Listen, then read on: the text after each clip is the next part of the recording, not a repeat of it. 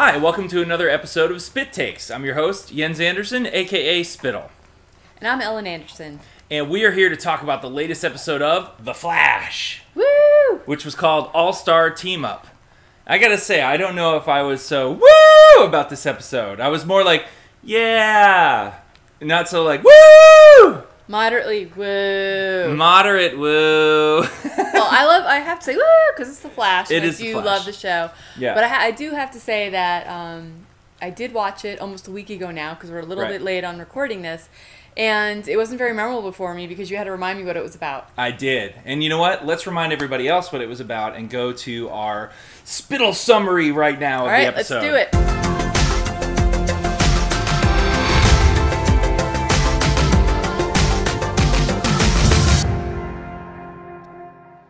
The show opens up with a whole mess of crime fighting. Barry, Thawne, and West are all working together to make Central City a safer place for the likes of you and me.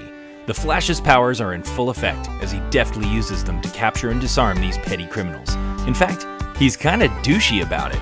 That's right, Barry, you might not want to rub in how cool and awesome you are to the dude you just entrusted your secret identity to. Especially when that dude knows he is dating the woman you're in love with, and that keeping your secret is seemingly destroying their relationship. In fact, Iris goes into full-on bitch mode for the rest of the episode as a result, doing everything she can to completely be unreasonable in regards to Eddie not feeling very sherry these days.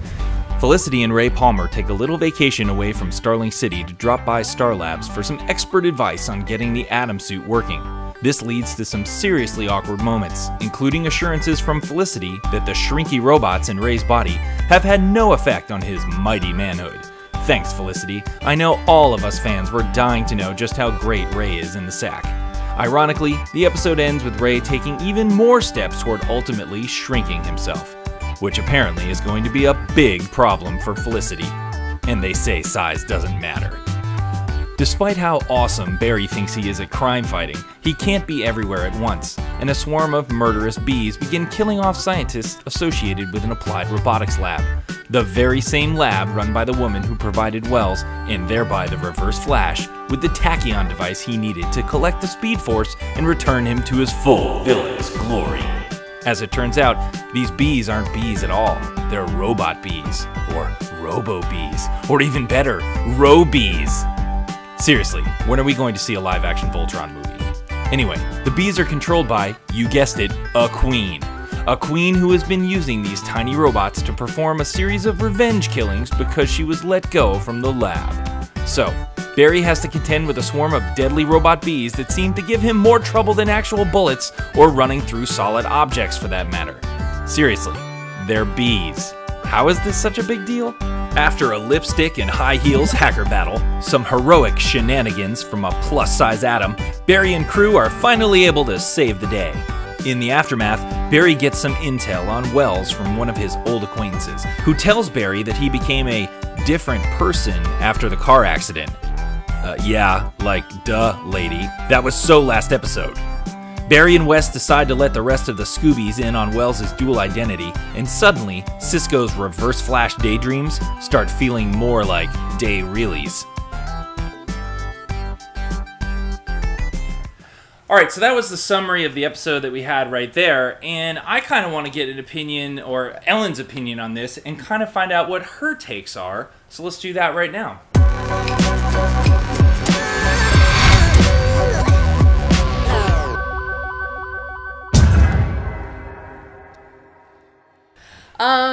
So, as I said earlier, it was kind of, it wasn't very memorable for me this episode, and there's a couple things I really remembered, and it was Iris being a total jerk at dinner. Wow! Like beyond jerk. Like, inappropriate. Like, she made herself look so bad that I literally was like, if Barry was there, was he there at dinner? He was there. He was the See, fifth wheel. I totally forgot he was already. The fifth wheel.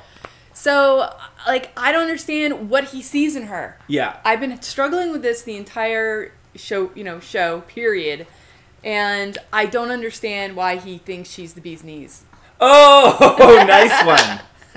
The bee's knees. Yeah, that was Sorry, like I had her to. whole progression here. Like, I mean, that dinner, first of all, wholly lame of Barry and Felicity, by the way, are two sort of main characters from each of these various shows. The characters that have been around the most are featured.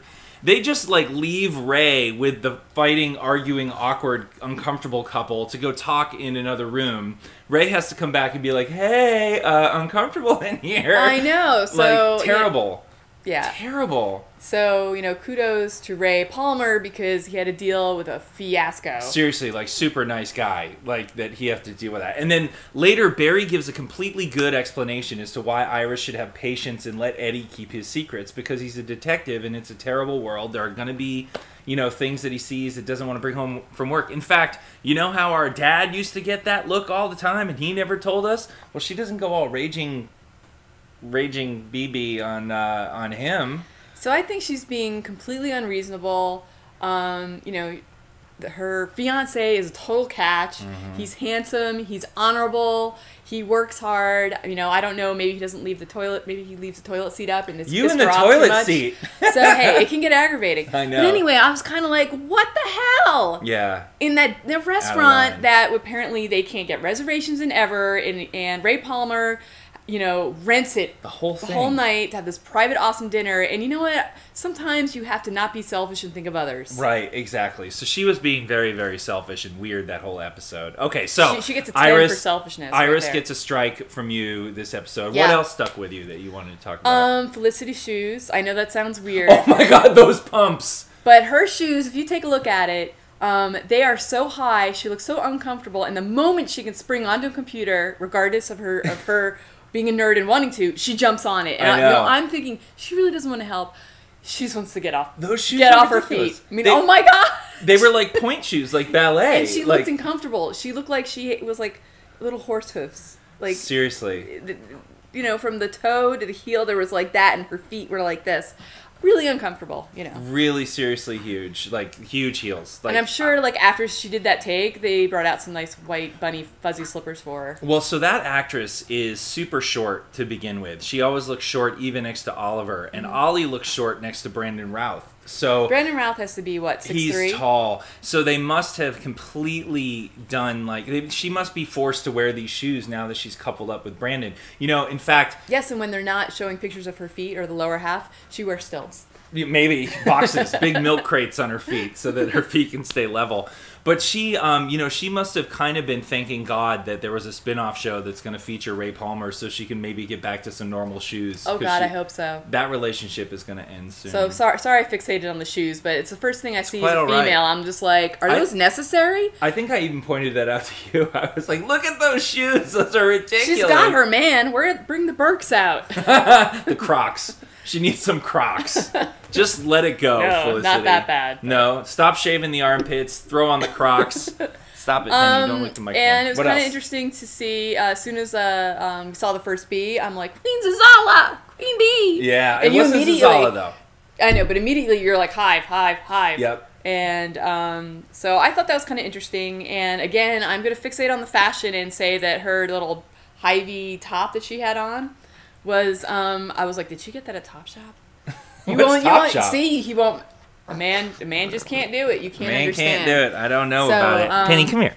And maybe I was just fixated on fashion because I was just having some problems with the episode. I thought, I didn't like, Flash being all kind of show-offy. Yeah, like I talked about in the trailer for sure. All right, so those are your 3 things? Yeah, I mean, I don't know. Oh, and the other big thing is Cisco's doubt in Wells. Right. So that was my main takeaway of importance. Okay. And thing that I like the most. Anything that involves Cisco is a great character, good actor. And everyone else was kind of in selfish mode. Yeah.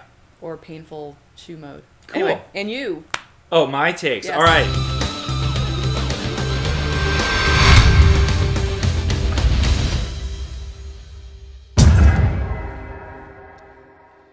I had a couple of things. First of all, I loved the reference to Superman, Brandon Routh, who played Superman in Superman Returns.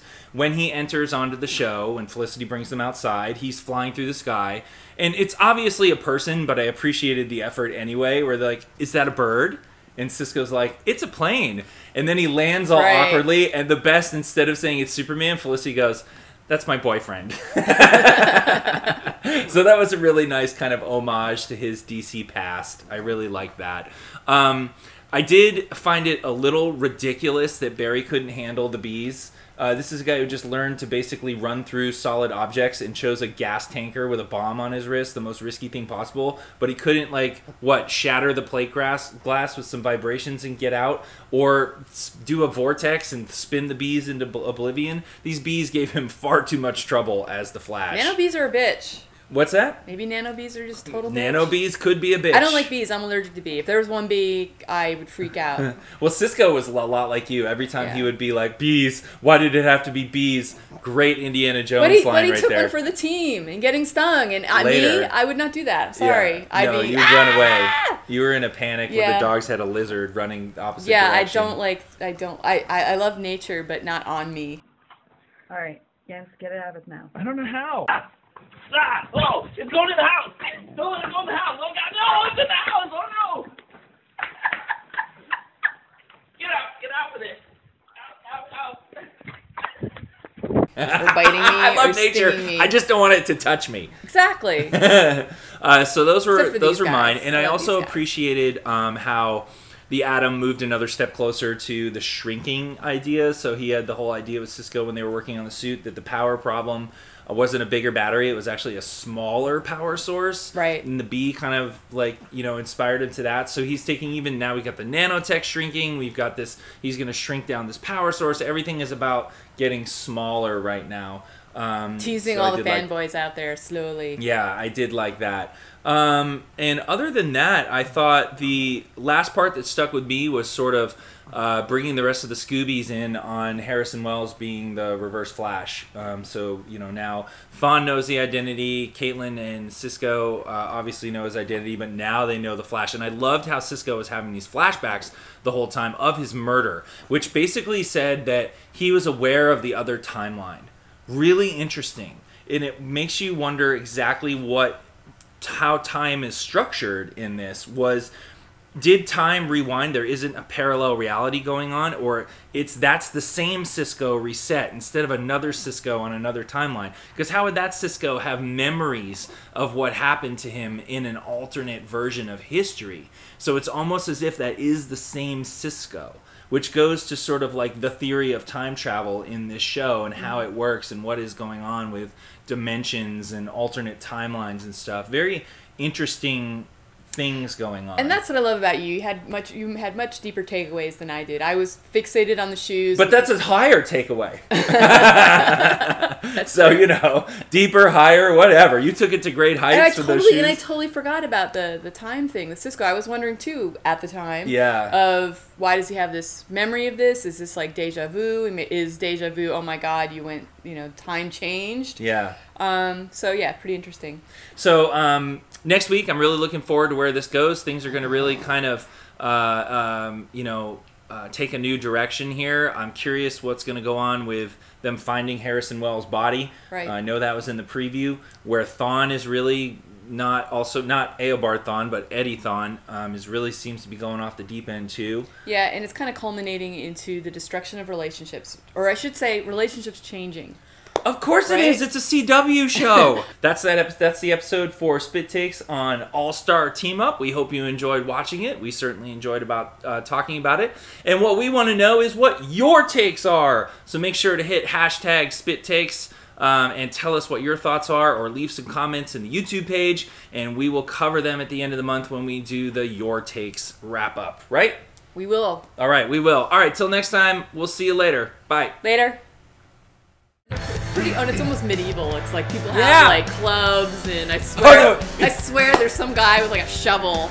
No, it was a machine gun. You were like, why is the guy with the machine gun like holding it like, oh? He's charging with it like it's a club instead of using it. I'm like, you just stand back and shoot. You just don't go, I'm gonna hit you with my gun. And we don't really know what that is. We don't. My theory is like she finally had it because she was tired of the toilet seat being up. Really?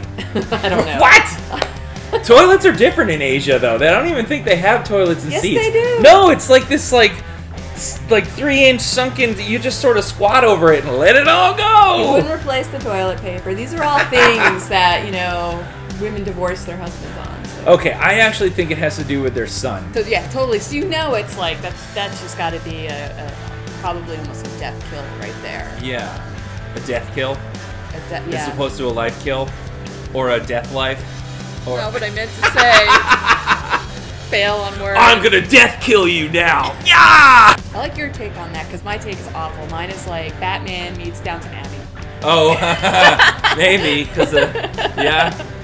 No, I thought it was a nice little See, yours nod. is better. Yeah. Here's what I found on the web for Siri. Find me the nearest Rising Darkness. The inside story of Siri's origins. But then I That's got a good busy. theory, actually. Yes. I'm impressed. The brain! Wow, I just got blown away. I just fell in love Master with you all over Blaster. again. Will you marry me again?